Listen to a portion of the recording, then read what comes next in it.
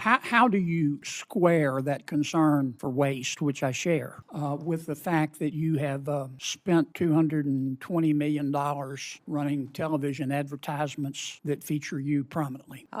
Sir, the president tasked me with getting the message out to the country and to other countries where we were seeing the invasion come from, with putting commercials out that told them that if they were in this country illegally, that they needed to leave, or we would detain them and remove them, and they'd not get the chance to come back to America the right way.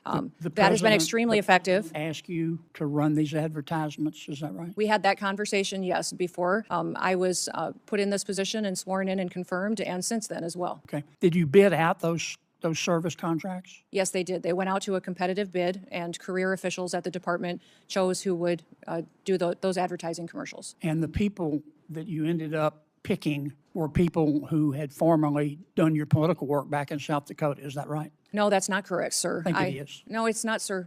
Hey everyone, welcome back to Congress Lens. I'm Audrey.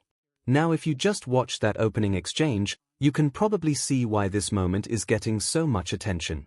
In this hearing, John Kennedy questions Kristi Noem about a massive $220 million taxpayer-funded television ad campaign that features Noem very prominently. And honestly, Kennedy is asking the kind of questions many Americans would ask if they were sitting in that hearing themselves. If a government department says it is cutting waste and saving billions of taxpayer dollars, then it is completely fair to ask why hundreds of millions are being spent on ads that look a lot like personal promotion. Kennedy's style is direct and sometimes uncomfortable for the person being questioned, but that is exactly what congressional oversight is supposed to look like. Today we are going to break down that exchange, talk about why Kennedy's questions matter, and what this says about government spending and accountability. Before we jump in, make sure you like this video, subscribe to Congress Lens, and turn on notifications so you never miss our breakdowns of the biggest moments happening in Congress. All right, let's get into it. I believe you have a policy, Madam Secretary, that you have to approve all contracts at your department over $100 million. No, sir. I have a policy in place that I review contracts. My deputy chiefs have the ability to review anything under $5 million. Above that, I evaluate and look at. Okay. And you do that, I understand, to try to curb waste and abuse of taxpayer money. Is that right? Yes, sir. In fact, it's been extremely effective. We've saved the taxpayers over $13.2 billion just by evaluating contracts, negotiating lower ones, and canceling ones that aren't necessary to do our duties. How do you square that concern for waste, which I share, with the fact that you have spent $220 million running television advertisements that feature you prominently? Sir, the president tasked me with getting the message out to the country and to other countries where we were seeing the invasion come from, with putting commercials out that told them that if they were in this country illegally, that they needed to leave, or we would detain them and remove them, and they'd not get the chance to come back to America the right way. That has been extremely effective. Ask you to run these advertisements, is that right? We had that conversation, yes, before I was put in this position and sworn in and confirmed, and since then as well. Okay. Did you bid out those service contracts? Yes, they did. They went out to a competitive bid, and career officials at the department chose who would do those advertising commercials. And the people that you ended up picking were people who had formerly done your political work back in South Dakota, is that right? No, that's not correct, sir. I think it is. No, it's not, sir. The individuals who, I believe the careers who they chose were two different media firms. There's been conversation about their subcontractors, but we have no legal authority to look into subcontractors on work like that. Okay. And you're saying that you're testifying that President Trump approved this ahead of time. Is that my understanding? We had conversations about making sure that we were telling people. No, ma'am. I'm asking you, sorry to interrupt, but the president approved ahead of time you spending $220 million running TV ads across the country in which you are featured prominently. The Yes, sir, president- we went through the legal processes, did it Did correctly. the president worked know with you were going to do OMB. this? Yes, He did? yes. Okay.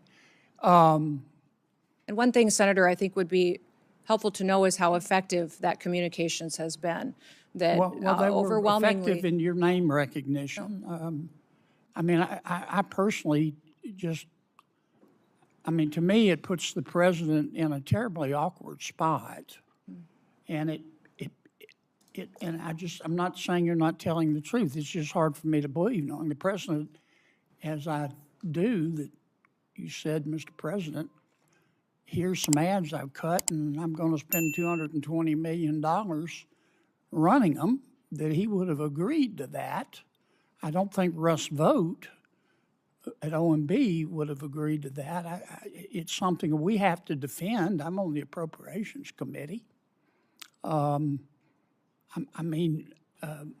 My research shows that you did not bid them out, that you pick, in fact, one of the people you picked, the strategy group, Safe America Media was a company formed 11 days before you picked them, and that the strategy group got most of the money, and the head of that is married to your former spokesperson. Look, we all have friends who are qualified. I'm not quibbling with that. It troubles me. A fifth to a quarter of $1 billion of taxpayer money when we're scratching for every penny and we're fighting over rescission packages. I just can't agree with, Madam Secretary. Are you still running those ads? No, Senator, I did not have anything to do with picking those contractors. No politicals at the Department of Homeland Security did. I understand.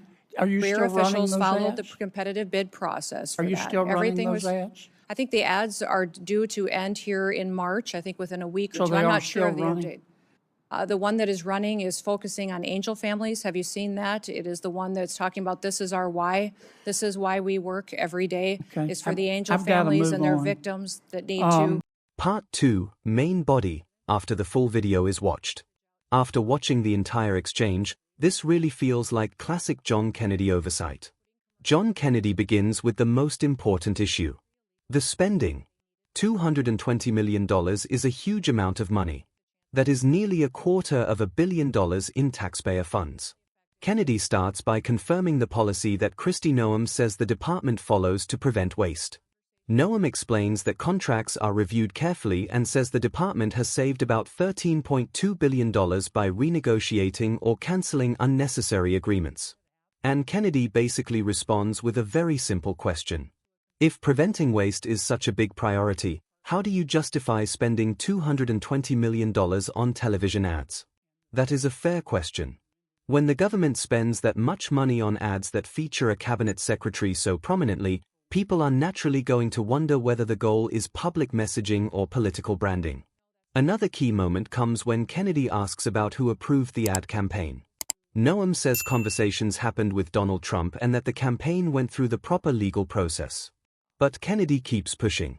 Kennedy raises concerns about the contracting process, mentioning reports that one media company involved was formed just 11 days before being selected, and that another contractor had ties to people connected to Noem's political circle. To be fair, Noem pushes back on that claim. Noem says career officials handled the bidding process and that political appointees were not involved in selecting the contractors. But here is the important part. Kennedy's role in that moment is not to prove a crime. Kennedy's role is oversight. Oversight means asking tough questions when large amounts of taxpayer money are involved. Kennedy also brings up another point that many voters can relate to. Congress spends a lot of time arguing over budgets and spending cuts. Lawmakers debate every dollar. So when an agency spends hundreds of millions on a media campaign, it is completely reasonable for senators to ask whether that money could have been used somewhere else. One thing that stands out is Kennedy's tone. Kennedy is skeptical, but Kennedy is also careful not to directly accuse Noem of lying. Kennedy simply says the situation is hard to believe based on Kennedy's understanding of how the administration works. That approach puts pressure on the witness while keeping the focus on the issue itself. By the end of the exchange, Noem says the ad campaign is expected to end soon, and that some of the remaining ads focus on angel families and the reasons the department works on immigration enforcement. But the bigger question Kennedy raised still remains. Should taxpayer money be used for a massive ad campaign that prominently features a cabinet secretary? That is the issue Kennedy brought into the spotlight. And whether someone agrees with Kennedy or not, moments like this are exactly why congressional hearings exist. Because in the end, government spending should always be questioned, especially when the price tag reaches hundreds of millions of dollars. In this hearing, John Kennedy made sure those questions were asked. If you found this breakdown helpful, make sure you like the video, subscribe to Congress Lens, and let me know in the comments what you think. Do you think Senator Kennedy was right to press this issue, or do you think the ad campaign was justified? I'm Audrey, and I will see you in the next one right here on Congress Lens.